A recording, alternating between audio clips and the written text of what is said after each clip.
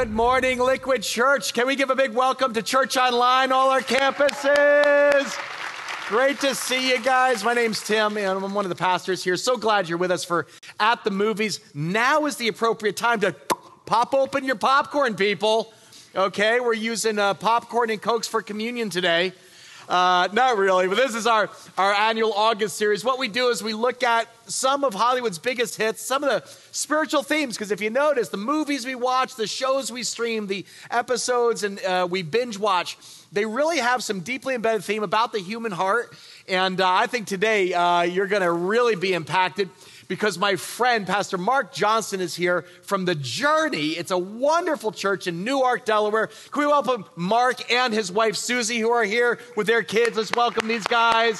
We're so glad for them. I want to let you know, if you are ever in the Delaware area, this is the church to go to. The Journey is an amazing church. People who maybe you're here for the first time. It's a lot like Liquid. Maybe you've given up on religion, but you haven't given up on God yet. You're in the right place. We want you to have a real vibrant relationship with Jesus, and Pastor Mark is going to teach us how today. So all our campuses, let's give a big, warm, Liquid welcome to Pastor Mark Johnston, my brother. Thank you, my man. So Thanks, grateful Tim. for you and Susie. Love you guys. Grateful. Love you. Well, what's up, Liquid Church? How's everybody doing? Sunday, fun day. Glad you're here. Welcome to church. And it's a real honor to be here with you this weekend. My wife and I love your pastors, your leaders here, Pastor Tim and Colleen, all the staff and all the team. Would you just help me honor your pastors and leaders? Can we do that together? Yeah.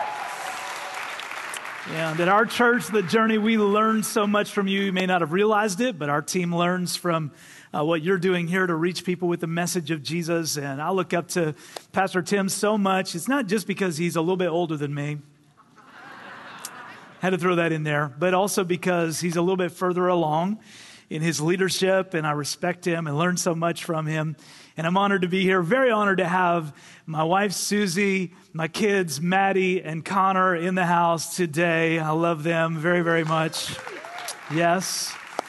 And if you're here for the first time, I'm so glad you joined us. We are, as Pastor Tim mentioned, looking at movies and TV shows that we love and asking the question, how can the search for something beyond us that shows up again and again in the movies we watch, the stuff we watch, point us to a God who has more for us than we can imagine? So today, we're talking about Spiderman. When I was a kid, I loved Spiderman. I don't know how many Spiderman fans are in the house, but he was young, skinny, and awkward, which kind of reminded me of somebody I knew at the time. So I was like, if he can be a hero, I can be a hero. You know, all the rest of them were big and muscular, and you probably already figured out that I'm not. So I looked up to Spider-Man. I wanted to be Spider-Man when I got a little older. And in the movie Spider-Man, Far From Home, not to be confused with the most recent film, No Way Home.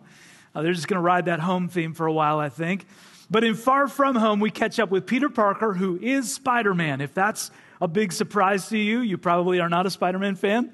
But Peter Parker is Spider-Man, and we catch up with him on his last day of high school, right before a big summer vacation, a class trip with a group of fellow students from his high school. They're going to Europe for their summer class trip. Now, I don't know what kind of high school you went to. We did not go to Europe on class trip. I think we went mini golfing. I believe that was our class trip, the school I went to. But Peter Parker's headed to Europe, and he's so excited. He needs a break from all the saving the world stuff that he's been doing as Spider-Man. He misses his mentor, Iron Man, a.k.a. Tony Stark, who actually dies in the movie right before this one. I'm so sorry if you were catching up on the Marvel movies. Now you know what happens. You can be prepared. And he's looking forward to this trip most of all because Peter Parker is about to reveal his undying love to a girl named MJ, who does not know that he's Spider-Man yet. And this is where Peter runs into a tension that we'll all face at some point in our lives. You've already experienced this, or if you haven't, it won't be long. And that is the tension between what we plan to do with our lives and what the world around us and the people we care about sometimes need us to do with our lives. So as we jump into the story today, open your mind to the possibility that God might have bigger plans in mind for you than you realized. I have a plan. Okay, first, I'm gonna sit next to MJ on the flight. Second, I'm gonna buy a dual headphone adapter and watch movies with her the whole time. Okay. 3, when we go to Venice, Venice is super famous for making stuff out of glass, right? True. So I'm gonna buy her a black dahlia necklace because her favorite flower is the black dahlia because of, well... The murder. The murder. 4, when we go to Paris, I'm gonna take her to the top of the Eiffel Tower, give her the necklace, and then 5, I'm gonna tell her how I feel. And then 6, hopefully she tells me she feels the same way. Oh, don't forget step 7. Step 7. Don't do any of that. Why? Because we're gonna be bachelors in Europe, Peter. Ned. Look, I may not know much, but I do know this. Europeans love Americans. Really? And more than half of them are women. Okay, sure, but I really like MJ, man, okay? She's awesome, she's super funny in a kind of dark way, and sometimes I catch her looking at me and I feel like I've stood up way too... She's coming over. Just don't say anything. What up, dorks? Excited about the science trip? Hey, yeah, we're just talking about the trip. Yeah, and Peter's plan. You have a plan? I don't have a plan. No, he's just gonna collect tiny spoons when we're traveling to other countries. Like a grandmother? I'm not collecting tiny spoons, he's collecting tiny spoons. Oh, okay. Well, that was a real roller coaster. If there's one thing I know, Europeans love Americans. It's got to be true. Before you leave today, don't worry, you're going to get to see Spider-Man in action. But first, let's focus on Peter Parker. So Peter, who is Spider-Man without the costume, has a plan for his life, like so many of us do. Maybe like him, we're students and we're trying to make the most of our last week of summer and figure out what we're going to do over the next couple of weeks to really experience life this summer so we can brag about it when we go back to school. Maybe we're further along in life and we're looking for the right job to take or the right person to date or just the right thing to do next weekend. This is part of what makes us human. We plan, right? We're not even always aware that we're doing it. We can't help ourselves. We don't think about just what's now. We think about what's next. We're all busy most of the time making plans for our lives. And whatever you believe about God, you probably have some plans for your life right now. Big plans, small plans, plans that are all about you, plans that involve other people. And you want those plans to work out just the way you planned. And they might. Or as so many of us have discovered, it's possible they might not. I've had a lot of plans for my life, and some have honestly worked out better than I planned. But others, can I tell you, those are moments when my plans fell apart completely. When everything that I thought was going to happen doesn't take place the way I hoped it would take place. And here's what I continue to learn. We read this in the Bible. You can make many plans, but the Lord's purpose will prevail. In other words, we have a powerful ability to choose what we want to do with our lives, but it's important to remember that we're not ultimately in control. And I don't know about you, but I don't like that reminder. I am a somewhat recovering control freak. Anybody else? I like to know the plan, and sometimes God's plans catch up with us before we think we're ready. In Peter Parker's case, there's a guy named Nick Fury. Now, that's important. Nick Fury is the head of the Avengers, the superhero team that Spider-Man is supposed to be a part of. You know, the Incredible Hulk, the Black Widow, Thor, all of these superheroes. Nick Fury's their boss, and the boss has big plans for Peter Parker, and so does the rest of the world. Heads up, Nick Fury's calling you. Nick Fury's gonna call me? Yeah. Why? Why? Because he probably has some hero stuff for you to do. You're a superhero. He calls superheroes. Well, I mean, if it was really that important, he'd probably call someone else, not me. Apparently not. That's it. No caller ID. That's him. I don't really want to talk to Nick Answer Fury. the phone. Why? Because if you don't talk to him, then I have to talk to him. I don't want to talk to him. Well, why don't you want to talk to him? Because I'm scared. Just answer the phone. You sent Nick Fury to voicemail? Yeah. You don't send Nick Fury to voicemail. Did you hear that? They're calling me. I gotta go. I gotta go. You gotta talk to him. I'm gonna call him. I promise you I'm gonna call him. I will. You do not ghost Nick Fury. I promise you I'll call him. After my trip. Hey! Yeah. No, he's not ghosting you. Okay. One question at a time. Are you the head Avenger now? No, I'm not. If the aliens come back, what are you gonna do? Does anyone have any neighborhood questions? Sean Winfield, Queens Tribune. What is it like to take over from Tony Stark? Those are some big shoes to fill.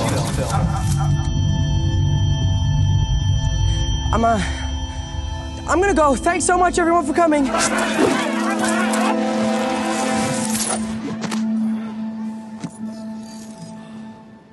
Peter doesn't want to save the world.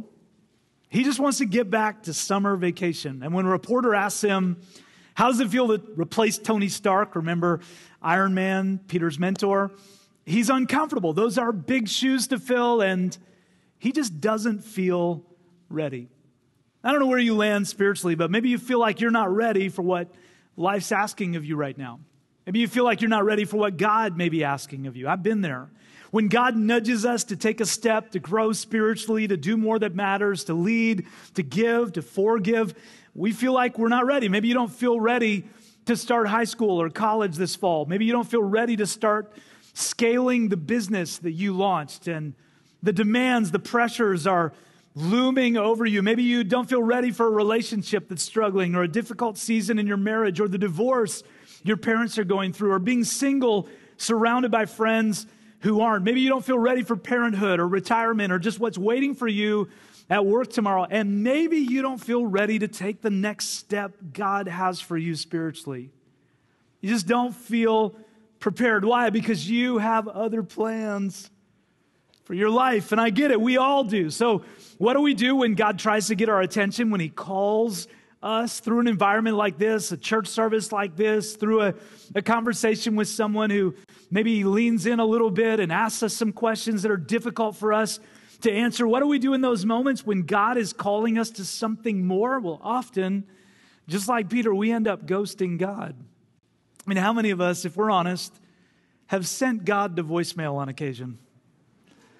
It's like, I know God is calling me. I know God is leading me. I know God wants to do more with my life, but I'll get to what he wants after this semester, after this season, after this struggle. We procrastinate what God has for us, and we keep chasing our own plans because we don't feel ready. And then I think we don't feel totally confident that we can trust God. It's a difficult thing to put our trust in God, to really believe that the plans he has for us will be good for us in the long run, even if they require something difficult of us in the moment. And you know what? We're not alone. People have been ghosting God for a long time, sending him to voicemail, waiting, procrastinating. In fact, here's what God told some people in the Bible who were struggling to trust him, who didn't feel ready for what he was asking them to do. He said, "For I know the plans I have for you. They are plans for good and not for disaster, to give you a future and a hope." I think God wants to reassure us of the very same thing today, that the plans he has for us are plans for good. But to experience those plans, we're going to have to let go of some of our own plans, and that requires faith. In fact, put it this way, my plans usually mean doing what's easy now and harder later. God's plans usually mean doing what's hard now and easier later. See, in my picture for my life, everything goes smoothly right out of the gate. There are no delays. There's no delayed gratification. In my vision for my life, the rewards are immediate. I just do the thing and immediately experience the benefit. That's how so many of us are used to living. But if I just pursue my plans, my immediate plans, my ways of achieving what I want in the moment, eventually I'm going to face the regret of missing the bigger picture God had in mind. But when I pursue God's plans, even though it requires letting go of what I think I want at first, my life gets better over time. Peter Parker goes on vacation as planned. But then things don't go according to plan at all. While they're in Venice, a crazy water monster, an elemental, shows up while Peter's in this city trying to enjoy his class trip with his friends. So he goes into Spiderman mode to intervene. But another superhero, Mysterio, swoops in to save the day. And afterward, Nick Fury, remember the boss of the Avengers, the guy who calls the shots, tries to get Spider-Man back on board with saving the world. And Peter tries to say, no, he just wants to enjoy his summer vacation. So Nick Fury reroutes Peter's class trip and causes it to end up in a city where another elemental, this time a fire monster, is going to show up. And now, like it or not, Spider-Man will need to respond. But not even Nick Fury is sure that he's ready. This is amazing. Wow, this place is so classy. Yeah, so why we here? Speak for yourself. I'm home. What can I say? The squeaky wheel gets the upgrade grease. Everyone gets settled in, rest up, because tonight, big surprise, is Prague's annual Carnival of Lights. Yeah. Hello? Parker, it's Hill. There's an earpiece with your suit. Put it on and await further instructions, understood? Yes, ma'am. Yeah. Hey, man. Hey. Look, I am so sorry if I seem like I'm preoccupied with my relationship. You know, I'm still your kind of chair. No, it's all good. Don't worry about it. Okay, great. It's fine. So, what's the status on the elemental thing? Where's it gonna happen? Here in the city. Peter, we're here. I know. It's not good. I'm figuring it out. You have to do something, Peter, please. We're all counting on you. Ned. Yeah, babe. Well, the good news is we've all got our own rooms. Parker, Yes, sir. that thing's going to be here in a few hours. Are we boring you? He's not bored. He's just thinking about how you kidnapped him. He had obstacles. I removed them. They still won't evacuate the city. Idiots. So what's the plan, Parker? I will be in the cathedral tower, keeping watch for the fire monster. When that shows up, I will radio you guys, and then that Mr. Beck and I will... My name is Mysterio. That's when Mysterio and I will move in. Peter, listen to me. The best hope you have, the only hope, is to stop it here now, no matter what the cost. Maneuver it away from civilians if you can, but most important, keep it away from metal. If it gets too big, it'll be able to draw power from the Earth's core. After that, there's no way to stop it.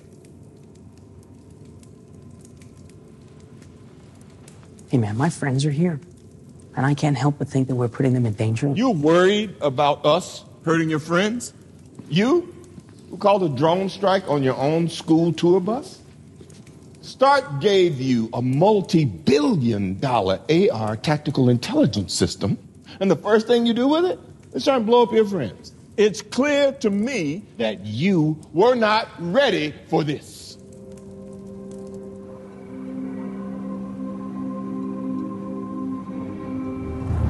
When Fury asked me to come up here and see how you were doing, he felt bad about snapping at you. Really? You guys do have sarcasm on this earth, right? How you feeling?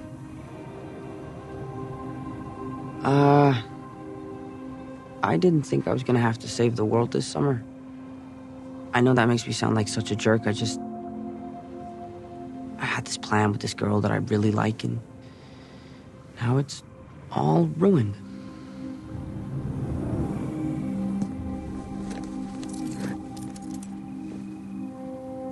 You're not a jerk for wanting a normal life, kid. It's a hard path. You see things, you do things, you make choices. People look up to you, and even if you win a battle, sometimes they die.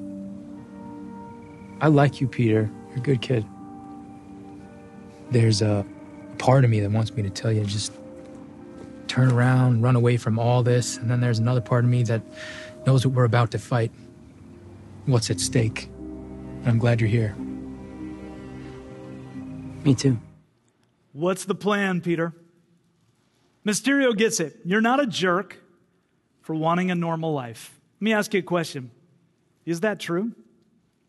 I think about times I've wished for a normal life, whatever that is, when the pressures of starting a church felt like more than I was ready for, when raising a kid with special needs seemed outside my skill set. In fact, if you're a parent, when raising kids at all seemed outside of my skill set. I think of those moments in life when money was tight, or days were long, or conflict seemed constant, when God was asking me maybe to make a difficult decision or have a hard conversation or forgive someone who did me wrong. You've probably been there. You've wanted a normal life too, because life would be easier without all these responsibilities, right? Well, at least easier at first. Remember, our plans usually mean doing what's easy now and harder later. But God's plans usually mean doing what's hard now and easier later. So whose plan will we choose? Our plan or God's plan? When God asks us to live a life of serving others rather than just being served, will we run away or will we step up?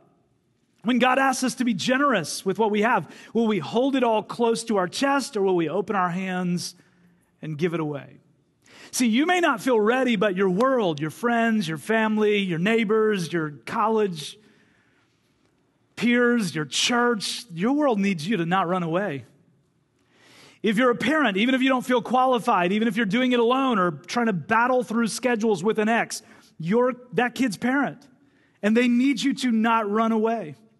If you're a business owner or a manager, your employees need you to not run away. They need you to not run away from integrity and run away from what's best, not just for the company you lead or the team you lead, but for the people who are in it. If you're a follower of Jesus, the people you could be influencing or inviting to experience more of God, they need you to not run away. And the good news is, if you'll step up, if you'll stand and fight for what matters, for God's plan for your life, He'll provide everything you think you lack. That's what Jesus promised. Jesus said, seek the kingdom of God above all else and live righteously, and He will give you everything you need. So what'll it be? Easy now and hard later, or hard now and easier later? Together, Mysterio and Spider-Man defeat the fire monster. Mission accomplished, or so it seems. Still, though, Spider-Man, Peter Parker, is reluctant at the moment the world needs him to be resilient. You got gifts, Parker, but you didn't want to be here. Mr. Fury, I'd love to have you in Berlin, too. But you got to decide whether you're going to step up or not. Stark chose you. He made you an Avenger. I need that. The world needs that. Maybe Stark was wrong. Was he? The choice is yours.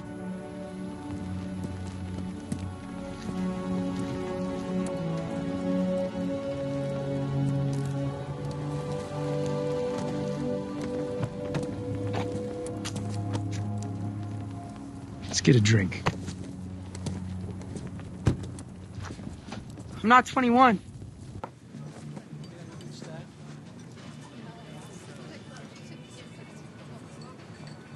Hey.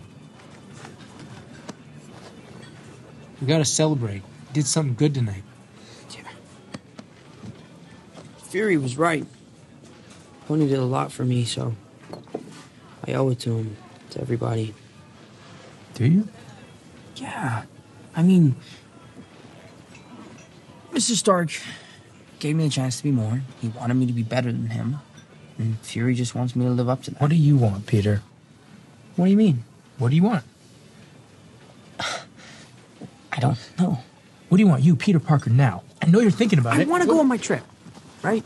I want to go back on my trip with my friends and go to the top of the Eiffel Tower with the girl who I really like and tell her how I feel and give her a kiss. No. Shut up, man. You're not going to do that, are you? No, I can't. Why not? Because I have too much of a responsibility. Oh my God, thank you so much. What are those? Are those the Edith glasses? Yeah. They were just on the floor? Try them on. Let's see how they look on you. Yeah? Yeah. I actually really like them. Can I be completely honest with you? Please. They look really stupid. Oh. But maybe they have a contact lens version of them. You try them on. No, come on. Try them on. I don't want to try them on.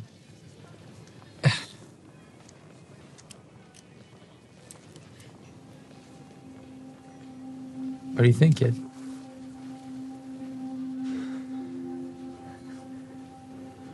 Next Tony Stark, I trust you. For the next Tony Stark, I trust you. What? Mr. Stark left me a message with those glasses. For the next Tony Stark, I trust you. I'm still not following. How many lemonades have you had? He knew every mistake I ever made, okay? So he must have known that I was not ready for something like this. Why would he give it to you? Because maybe he didn't trust me to have Edith, he just trusted me to pick who should. it makes so much more sense. He always knew I would do what's right, and he's not going to give them to Fury because Fury would just give himself Edith. You're probably right about that. Right, so the world needs the next Iron Man, and it's not going to be me. I mean, I'm a 16-year-old kid from Queens. It needs to be an adult with some experience and that's good like Tony Stark, like you. No, Peter, come on. No. Edith? Hello, Peter. Hi. Yeah, I'd like to transfer your control over to Quentin Beck. Peter, what are you doing? Doing the right thing. Any transfer will require confirmation. Stark gave you the glasses. Stark gave me a choice. It's my choice to make, okay? And I'm gonna make it. Look, you're a soldier, a leader. You stopped the elementals. You saved my life. You saved the world, okay? He'd want you to have them. Waiting for confirmation. Confirm. Welcome to the Avengers.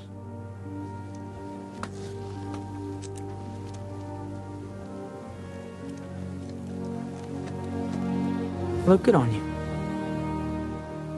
Thank you. It's an honor. Yeah. Mr. Stark would have really liked you. Where you headed? I'm gonna go find MJ. Good luck, kid. I'll give you about a 50-50 chance. You're pretty awkward, so. Yeah. See you later, man. See ya.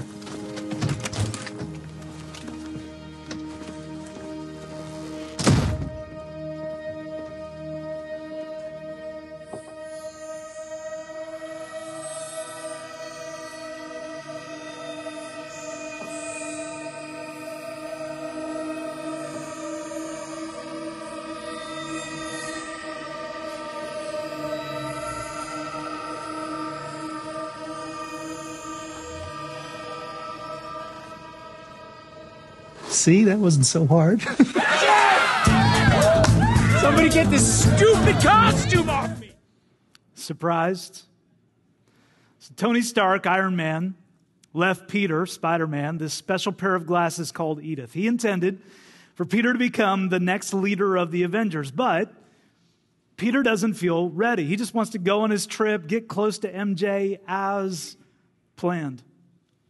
So what does he do? He turns the glasses over to Quentin Beck, Mysterio. And it turns out Mysterio is not who he appeared to be.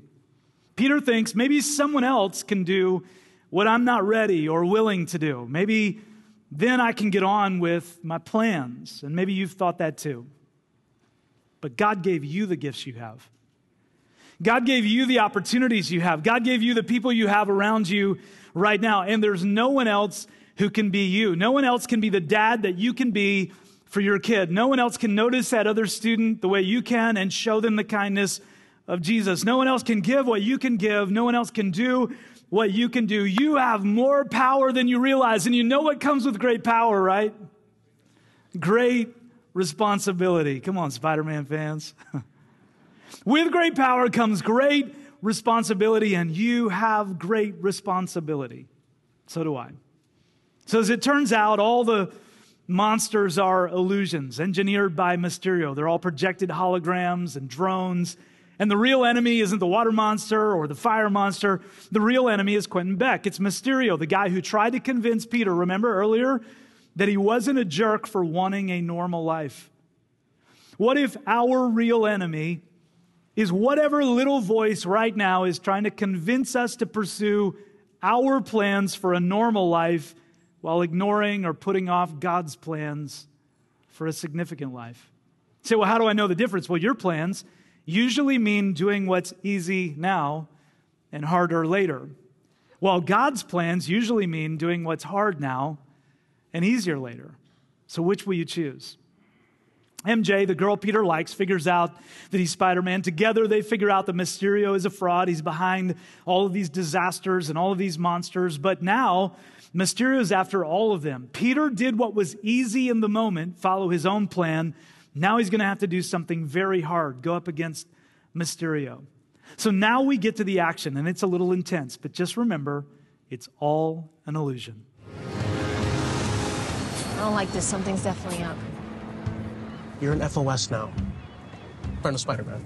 And you have to remember, just stay calm. Yeah, that doesn't look good. but it's fake, so there's nothing to worry about. The kids are in the kill zone. Great work, Gooderman. Cue the lightning. Cueing lightning.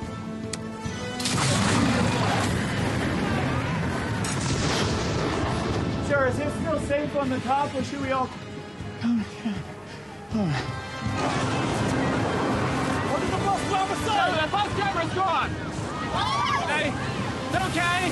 Mr. Dill and I have it under control! No! Okay. Who dragged me into this rocket? I'm doing my best, Julius! Oh, the windows are back! Oh my God, get out! Come on!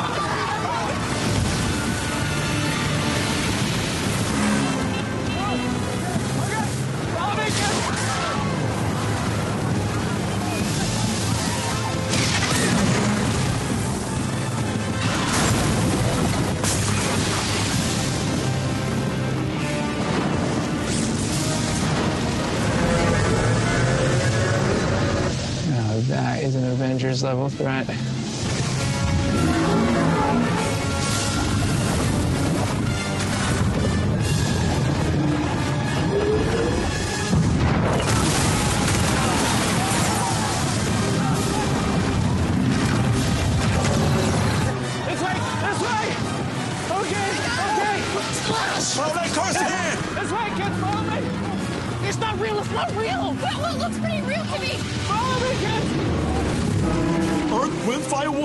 Oh no, they joined forces like the Power Rangers. You're thinking of Voltron. Who? Voltron, you're thinking of Voltron. Hey look, it's Mysterio! He's gonna save us! Wait, Mysterio knows we know. We're in danger. So are they. We should go. Kill that witch! I'm out! This is for my family!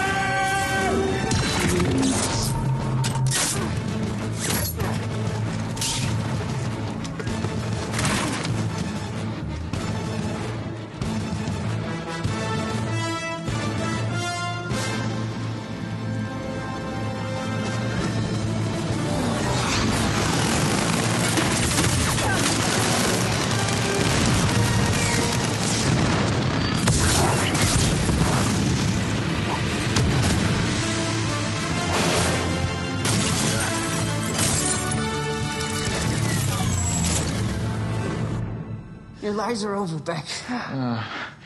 This certainly isn't ideal, but I have contingencies.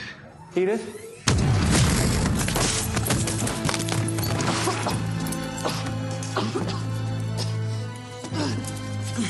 Just give me the glasses. You want these? Come and get them.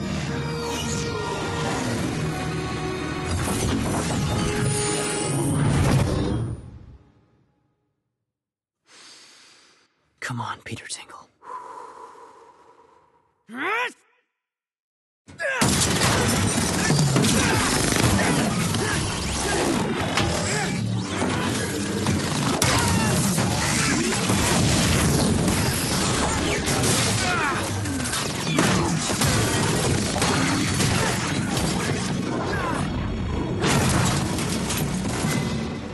Why aren't these drones firing?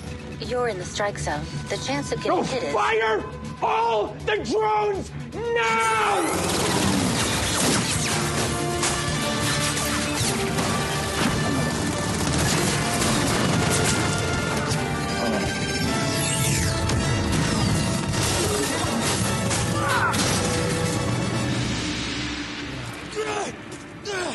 Beck!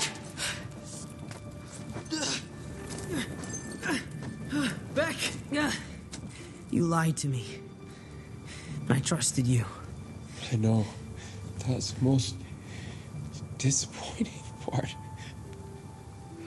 You're a good person, Peter. Such a weakness. Stark was right. You do deserve that.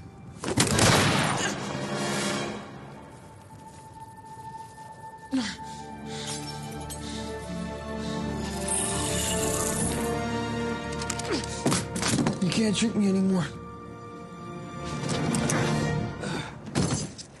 Edith, turn off the drones!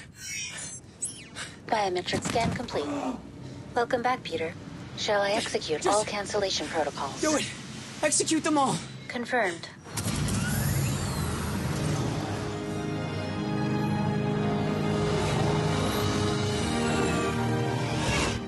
Give me the spear. That's a helper.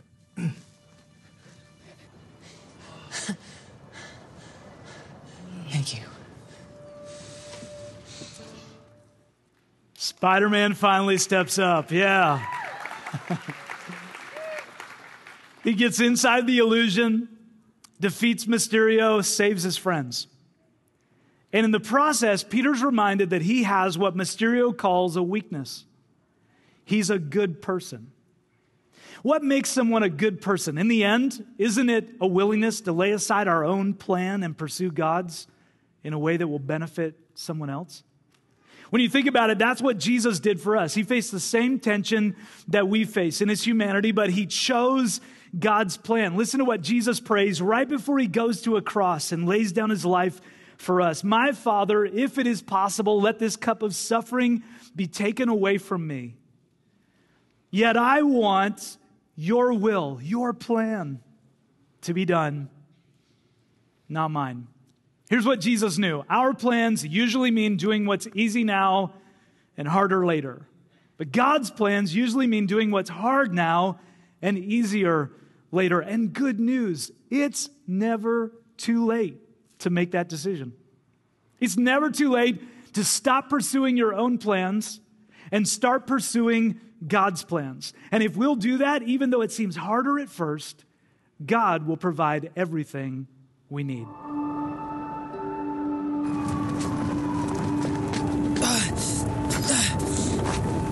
MJ! Hey, are you okay? Okay, you okay? Yeah.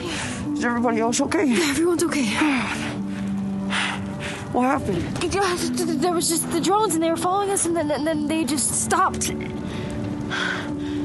Was that you? Yeah.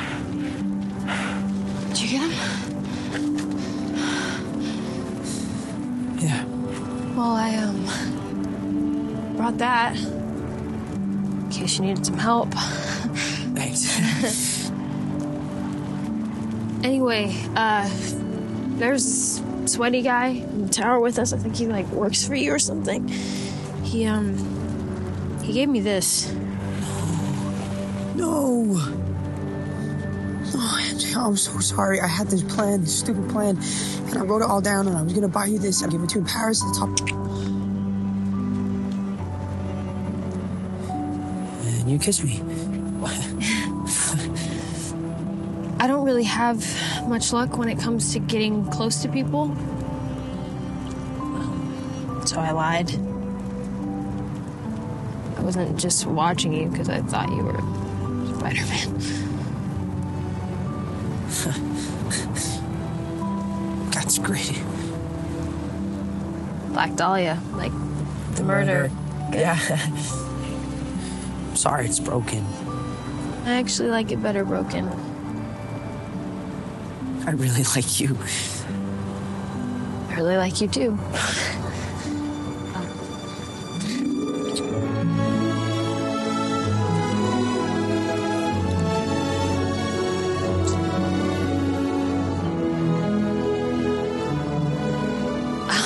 Okay, I should probably get back to the class. I'll go and... Yeah, I don't know. Just in case.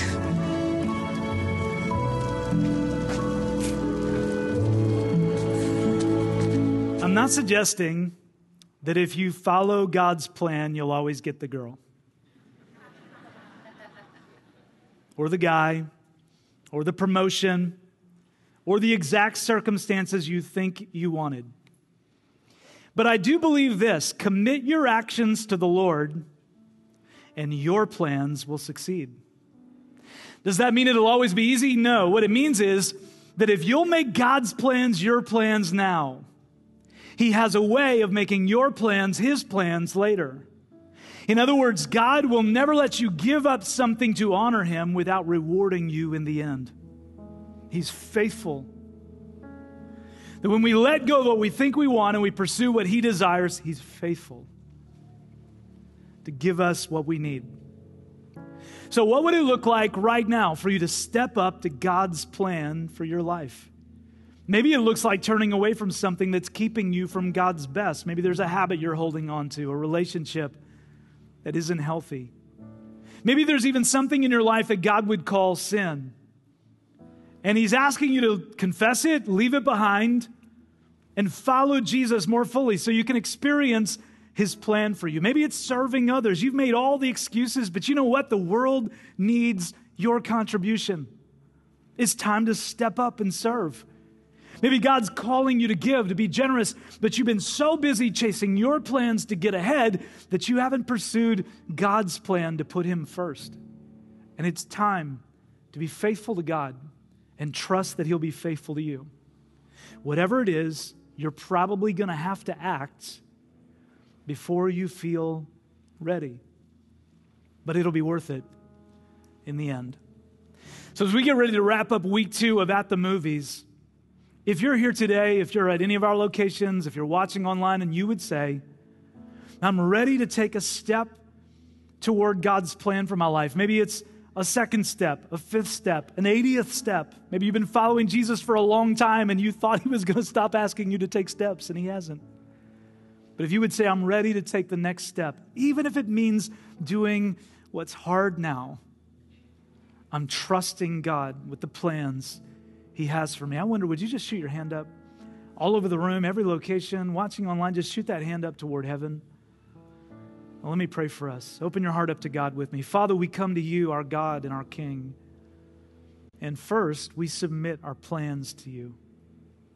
God, there's nothing wrong with us having plans. We're made in Your image, so we were made to plan. But God, we're sorry for sending You to voicemail. We're sorry for procrastinating what You're calling us, leading us to do in a fruitless effort to accomplish our plans our own way. God, we're repenting of that today. And then would You make this prayer personal for you? Just say something like, God, I'm willing to take the next step toward what You have for me. I want to be faithful to You. I'm trusting that You'll be faithful to me. And if I'll do what's hard now, it'll be easier later. And for just a moment more, for any of you that are, again, in the room or at any of our locations, and you don't yet have a real relationship with God, you don't know Jesus personally, I want you to know that that can change today. Today can be your day to say yes to following Jesus and to start doing life with God. For that to happen, you're going to have to let go of the life you've lived without God. You had a plan for your life. You're going to have to let go of that. Let go of control to the God who created you and His Son, Jesus, who came to save you. You're going to have to put your faith in Jesus, trusting Him to be leader and Lord of your life. And that might feel like a really big step, and it is. It can be a hard step to admit that the life you've lived without God isn't working and that you need Him in your life.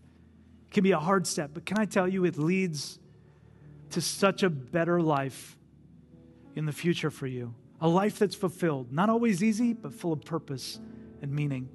And if you want to take that step today, I'm going to lead us in one more prayer. This is your opportunity. If you don't have a real relationship with God yet, this can be your moment. I'm going to invite all of us again to open our hearts up to God. And then if that's you, if you want to begin following Jesus right where you are, whisper out a prayer of faith, something like this. You can use my words if it helps you. Pray with faith in your heart. Jesus, today, I'm giving control of my life to You. I believe You died to forgive my sins. I believe You rose again and You're real. And Jesus, from this moment on, I'm going to follow You. And if that's you today, I want you to know I'm celebrating with you. Welcome to the family of God.